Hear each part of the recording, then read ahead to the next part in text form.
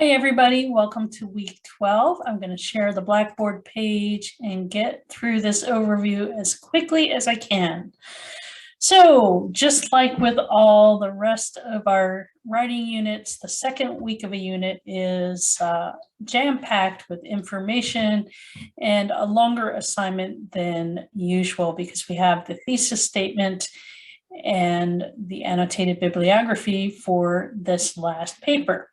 The work is due on Sunday, April 10th. Previously, this said Tuesday, April 10th for some reason.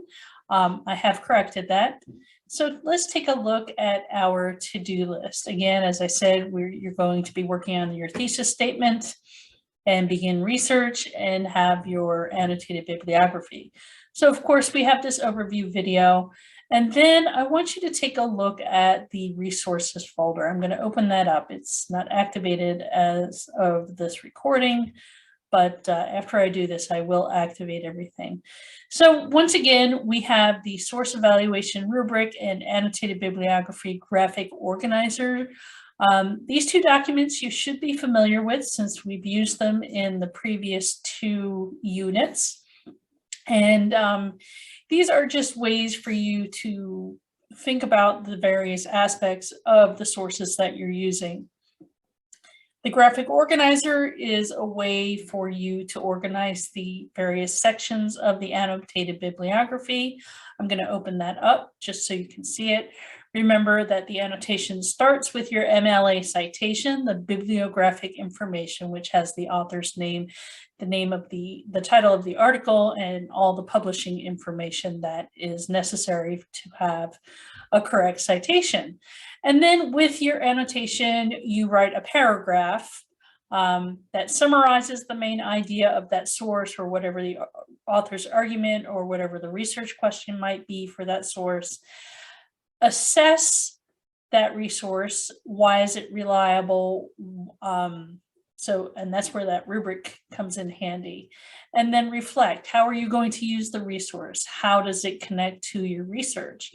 You combine all of those parts and you'll have a hopefully close to perfect annotation. So that's the handout, the graphic organizer handout there. And then I have a few newer resources. You'll see here I have a supply the comma handout. I'm going to open that up so you see it. The first page of this is just comma usage guidelines. When do you use commas?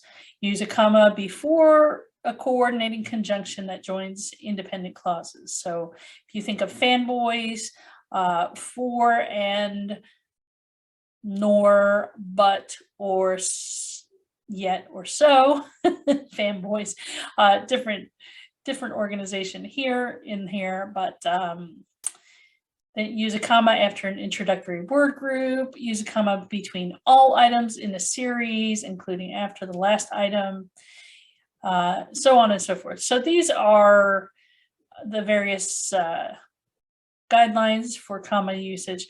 The second one is just an exercise. You do not have to do that, but I didn't have time to split the pages up. So we just have this as a reminder of when you should use a comma.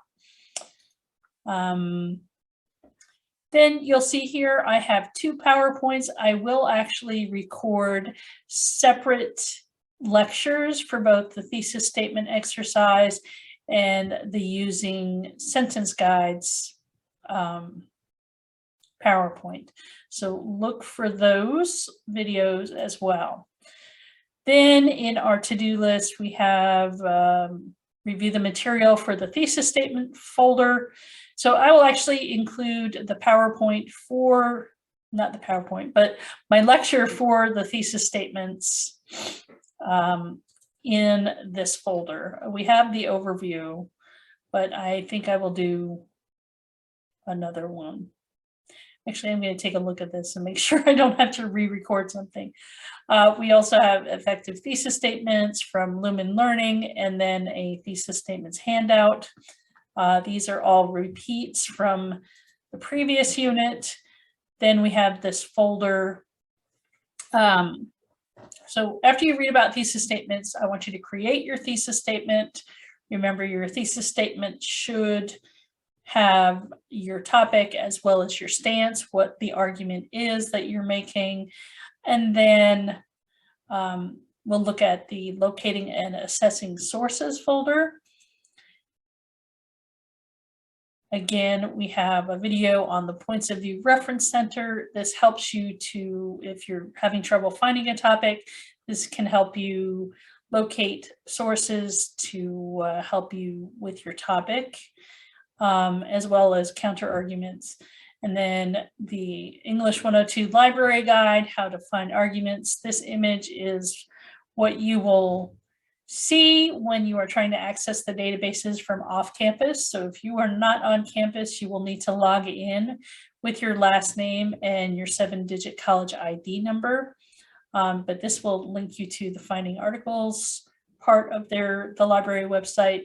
This is a short video on how to use Google Scholar, as well as a link to Google Scholar itself. You just type in your topic, and this will give you access to scholarly articles, many of which are also accessible on the library website.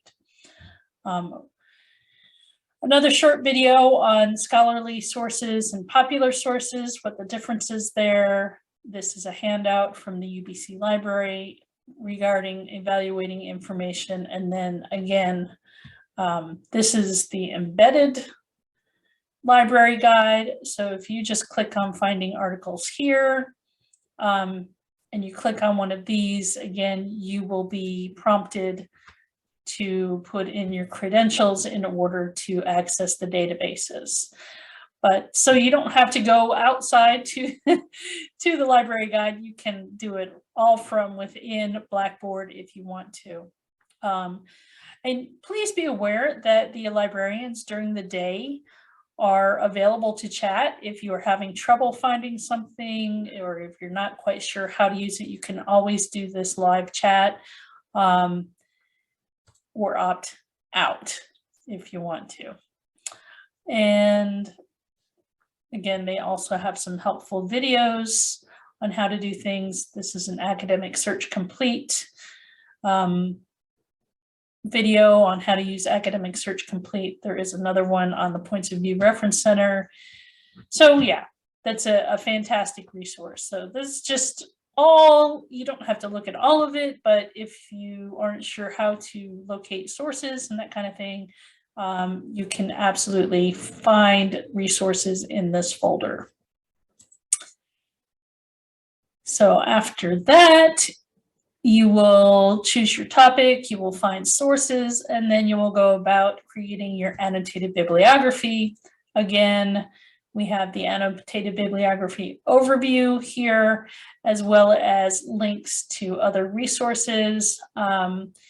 We have both the UNC Writing Center resource on annotated bibliographies, the Purdue OWL handout, which I find to be a little bit easier to understand because it's briefer than the other one.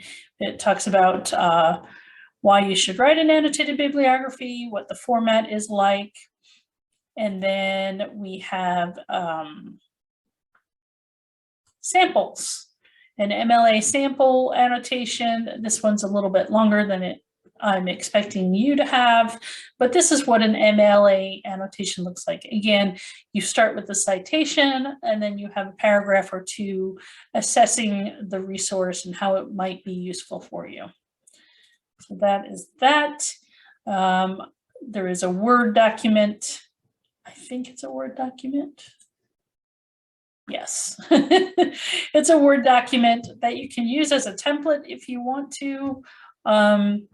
Just shows you annotated bibliography, the citation, and then, you know, this was the example I used in my previous video on annotated bibliographies. And then we have Purdue OWL on MLA Works Cited, how to do how to cite electronic sources, which I think is a necessary thing for us here at doing our distance education. So that is the annotated bibliography folder. And then, of course, we have the assignment submission page. due Sunday, April 10th. It is worth 5 points. You can view the rubric. I have to do a new share for that. So if we call up the rubric, you will be assessed on the thesis statement. If you have a clear and argumentative thesis statement, you'll get 2 points. Bibliographic entries, if you have correct MLA format for your entries, you can get 1 point. And then if your annotation's there and they're fully developed, you get 2 points for all of those. So yeah, that is the rubric for that assignment. Oops, I just got rid of everything. Let me share that assignment information page.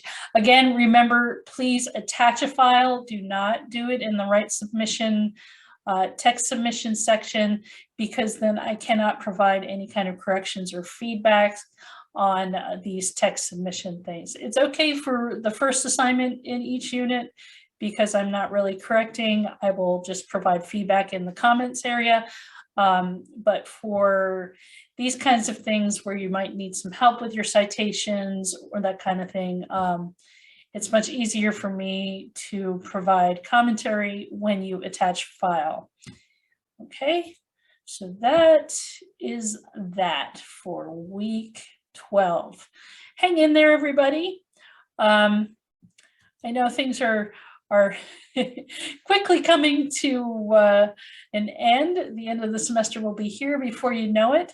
So if you need any help, or if you just feel like you're really way behind, please reach out to me. I am more than happy to be flexible with assignment due dates, and I will do everything I can to help you to be successful in this class.